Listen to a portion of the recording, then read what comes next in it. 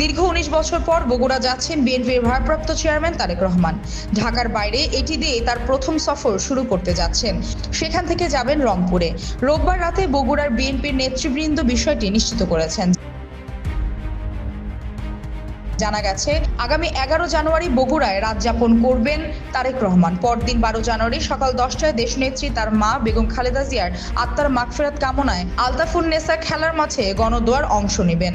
পরে তার রংপুর যাওয়ার কথা রয়েছে। যাওয়ার পথে হযরত শাহ সুলতান মাহমুদ বলখি রাদিয়াল্লাহু তাআলার মাজার শরীফ জিয়ারত করবেন। বগুড়া জেলা বিএনপির সহসভাপতি ও সদর উপজেলা বিএনপির সভাপতি মাফতুন আহমেদ খান রুবেল জানান, দীর্ঘ প্রতীক্ষার অবসান হতে যাচ্ছে বগুড়াবাসী। দীর্ঘ ১৯ বছর ১৮ দিন পর ১১ জানুয়ারি বগুড়ায় আসছেন বিএনপির ভারপ্রাপ্ত চেয়ারম্যান ও বগুড়াবাসীর গর্বের সন্তান তারেক রহমান। উল্লেখ্য, জাতীয় সংসদ নির্বাচনে তারেক রহমান বগুড়া ৬ আসন থেকে প্রতিদ্বন্দ্বিতা করছেন। ইতোমধ্যে তার মনোনয়নপত্র বৈধ ঘোষণা করেছে জেলা প্রশাসক ও জেলা রিটার্নিং কর্মকর্তা তৌফিকুর রহমান। এই বিষয়ে জেলা প্রশাসক বলেন, তারেক রহমানের মনোনয়নপত্র যাচাই বাছাই করে কোনো ধরনের ত্রুটি পাওয়া যায়নি, তাই তার মনোনয়ন বৈধ হিসেবে ঘোষণা করা হয়েছে।